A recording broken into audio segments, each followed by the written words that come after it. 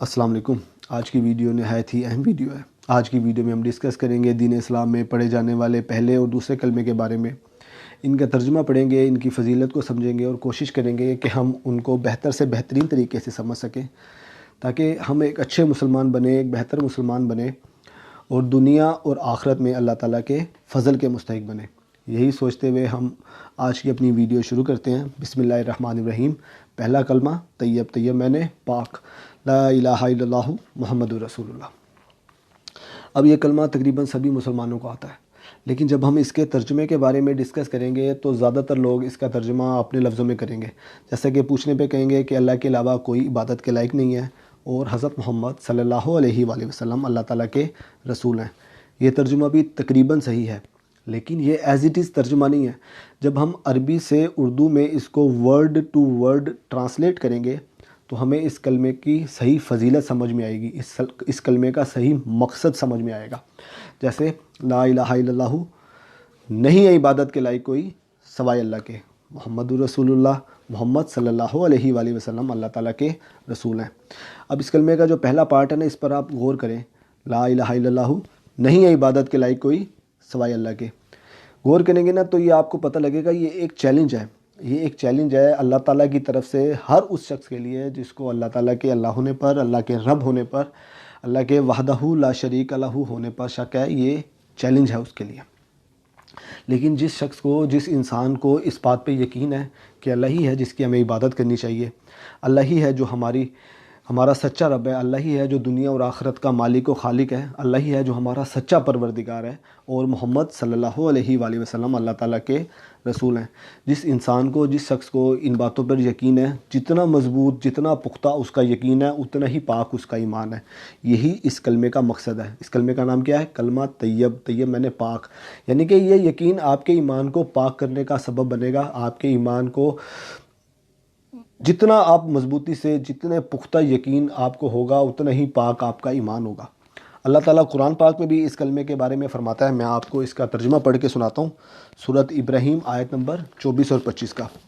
اللہ تعالیٰ پہلے کلمہ طیب کی فضیلت قرآن پاک میں بھی فرماتا ہے۔ میں آپ کو ترجمہ پڑھ کے سنا رہا ہوں اس کا۔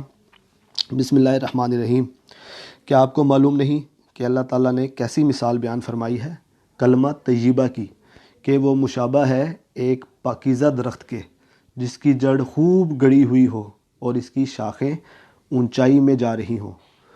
وہ خدا کے حکم سے ہر فصل میں اپنا پھل دیتا ہے، اور اللہ تعالیٰ ایسی مثالیں لوگوں کے واسطے اسی لیے بیان فرماتے ہیں تاکہ وہ خوب سمجھ لیں۔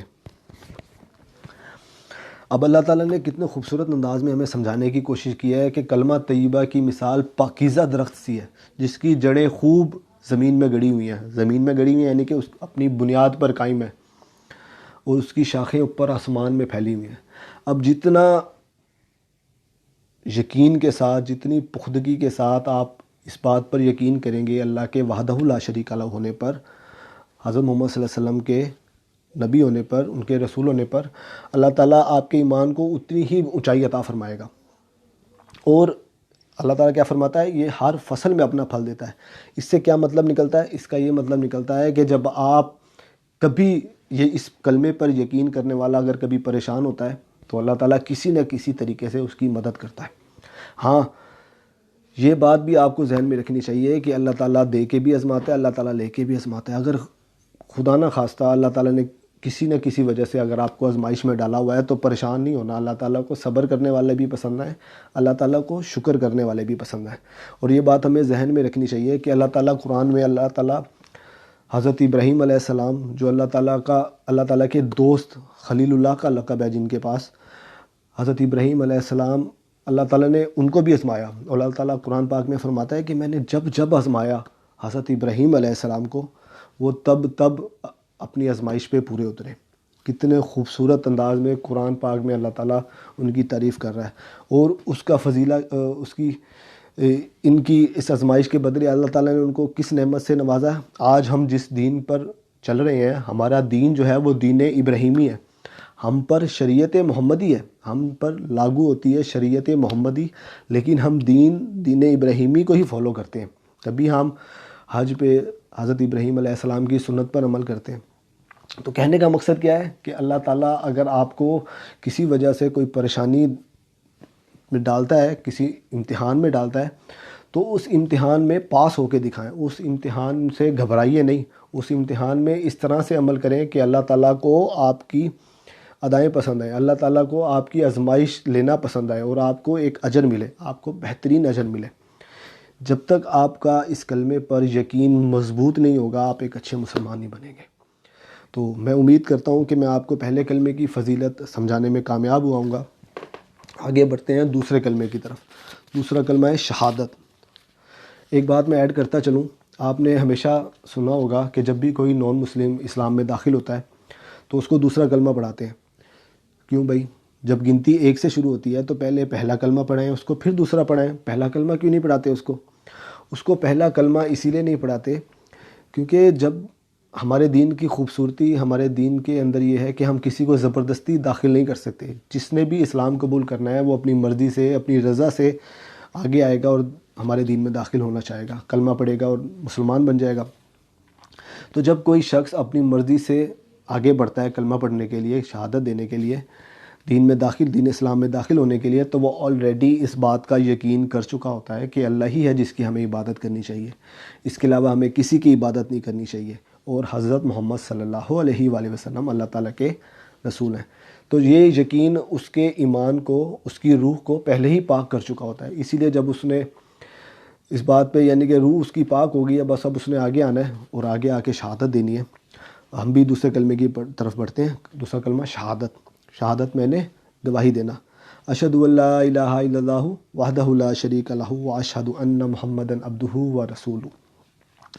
میں گواہی دیتا ہوں کہ نہیں کوئی معبود سوائے اللہ کے، وہ اکیلا ہے، اس کا کوئی شریک نہیں، اور میں گواہی دیتا ہوں کہ محمد صلی اللہ علیہ وآلہ وسلم اللہ کے بندے اور رسول ہیں۔ اب یہ گواہی کس طرح سے دینی ہے؟ یہ گواہی ہر کسی کو روک کے آپ یہ تو نہیں کہہ سکتے کہ میں گواہی دیتا ہوں اللہ کے۔ یہ گواہی آپ اپنے عمل سے دیں گے، یہ آپ اپنے عمل سے دیں گے۔ آپ چلتے پھرتے اٹھتے بیٹھتے ایک مسلمان نظر آنے چاہیے۔ یعنی کہ جب آپ نماز پڑھیں گے، جب آپ اللہ تعالیٰ کے، اللہ کے نبی کے احکام پر عمل کریں گے، تو آپ چلتے پھرتے مسلمان نظر آئیں گے۔ یہ آپ کا رویہ عملاً اس بات کی گواہی دے رہا ہے کہ آپ مسلمان ہیں۔ ہم حادثاتی طور پہ مسلمان گھرانے میں پیدا ہو گئے ہیں۔ جمعے والے دن ماشاءاللہ مسجدیں بھری ہوئی ہوتی ہیں ہماری، اچھی بات ہے، جمعہ پڑھتے ہیں، نہ پڑھنے والوں سے تو بہت بہتر ہے، لیکن جو چیز ہم پر فرض ہے نا میرے بھائیوں، وہ ہم پر قرض ہے۔ ہمیں یہ کیوں سمجھ نہیں آتی کہ ہم پر نماز صرف رمضان میں فرض نہیں ہے، ہم پر نماز صرف جمعے کی فرض نہیں ہے، ہم پر ساری نمازیں فرض ہیں۔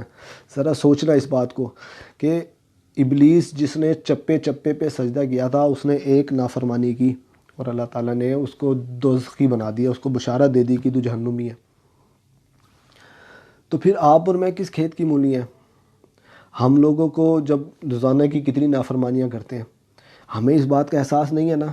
یہ اللہ تعالیٰ کا اس طرح کا ہے کہ ہمارے دل پہ پردہ ڈالا ہوا ہے، ہمیں صحیح غلط کی تمیز ہی نہیں ہے۔ اللہ تعالیٰ ان پردوں کو ہمارے دل سے ہٹائے، ہمیں بہترین طریقے سے اپنا دین سمجھنے کی توفیق عطا فرمائے، تاکہ ہم ایک اچھے مسلمان بنیں، ایک بہتر مسلمان بنیں اور ایک اچھے معاشرے کی طرف بڑھیں۔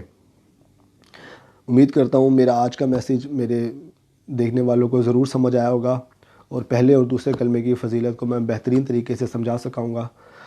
اسی کے ساتھ اجازت چاہتا ہوں۔ اللہ حافظ۔ اس پر عمل کیجیے گا۔ جزاک اللہ۔